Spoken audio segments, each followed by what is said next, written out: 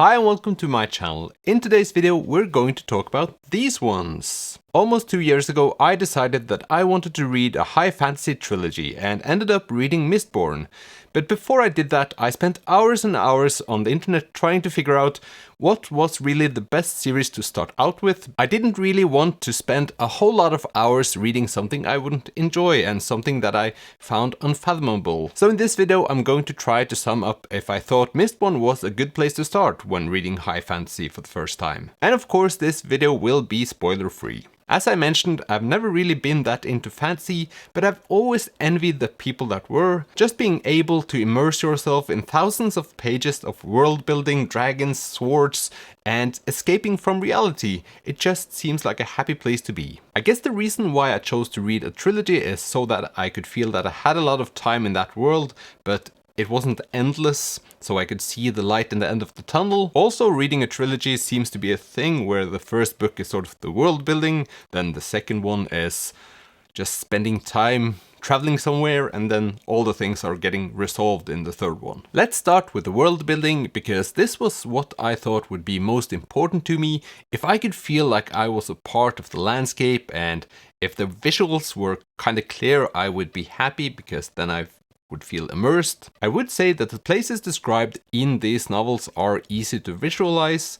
There isn't always that much going on in the setting, and it's just easy to be a part of. So in that sense, I felt right at home. Set apart from how it looks, it's really clear who's the bad guys and who are the good ones, because the evil person is called the Lord Ruler, and the Ska people are clearly suffering right from the get-go. So there's no issue there.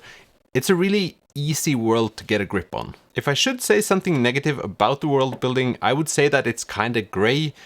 That has to do with the mist and like the buildings just seemingly being greyish, brownish, boring. There's just something about being placed in a world that has no color, yet it isn't as dark.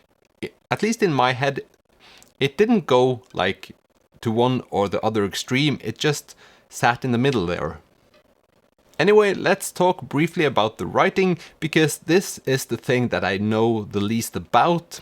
I'm just happy if there's a plot where a lot of things happened and there's a lot of action, and there is in these ones, and the writing is very understandable.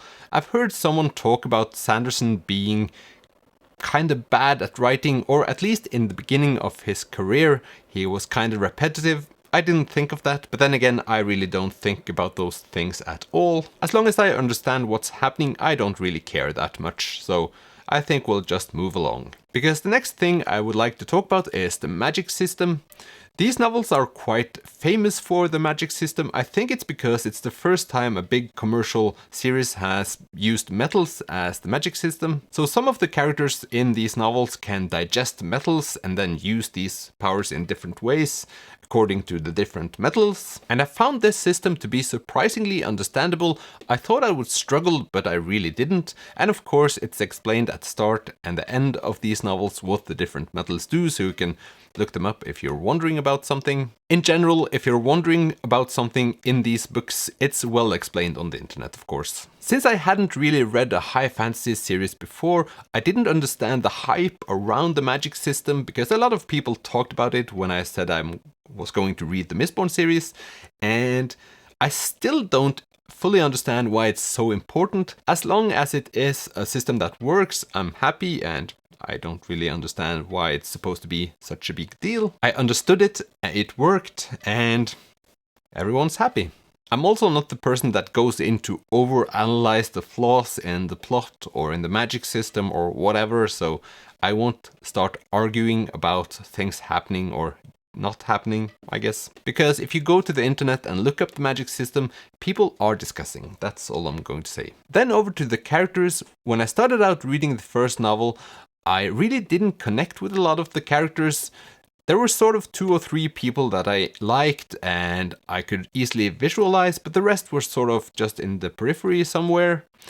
And then I said this in a video last year and a person commented like, this one reminds me of this one. And then I started looking them up and it got a lot more visual to me. based on drawings on the internet, so that's a plus and a minus, I would say. But I felt like the characters really developed in the second novel. There were some new characters, which I really enjoyed. The characters just ended up being a lot more important in the second one than in the first one. There was a lot more happening in the first one, so it had more time in the second one to talk about the characters, I guess, and make like separate new plots. That being said, the most important characters are easy to remember and easy to visualize, so there's really not a problem keeping track. It's more if you want to understand all of them, then you have to focus, I guess. In general, I think the size of these ones are good. I think they're about 700 pages each, so just about 2000 pages in total, and that gives you time to get to know them all quite a bit, and you get quite a big story. What I don't like is that there are now more books in this series, like on the side of it, and I in general don't like this. I feel like I'm missing out at the same time that I have no intention of reading Mistborn 0.0002 or something like that. It just annoys me. I wish that people could write a trilogy and be finished with it. But I guess this is a real cash cow. Since this was my first fantasy series, it's hard for me to define, but when I finished the first and second novel, I wasn't overwhelmed in any sense. I thought they were both okay, but the third one I really liked. I felt like the first one was all about establishing the world, the second one was more like getting you to know the characters in depth and just transporting you to the third novel. This is not a good thing, but the third novel really had a higher pace and I enjoyed all the action. If it was up to me, I think the second book could have been a whole lot shorter. I think I have to agree with people on the internet. It's a really easy, accessible trilogy, I would say. It's not easy to understand the world, the people, or the story. It's all explained, and there's also enough of it that you have to concentrate to understand all the connections, and I really enjoyed that. I'm not a reader that sits down and tries to tie the knots afterwards, but I just felt like sometimes I didn't fully understand the plot, and I sort of enjoy it, because then there is something for everyone. Also, if you're new to fantasy, there are a lot of standalone books you can read before you decide on reading a trilogy, and one of my strategies is to read urban fantasy, so books with a plot that could have happened but really couldn't. Anyway, thank you for watching this video. If you have suggestions for fantasy novels I should read, please comment below. I hope you have a terrific day and I'll see you in the next one. Bye!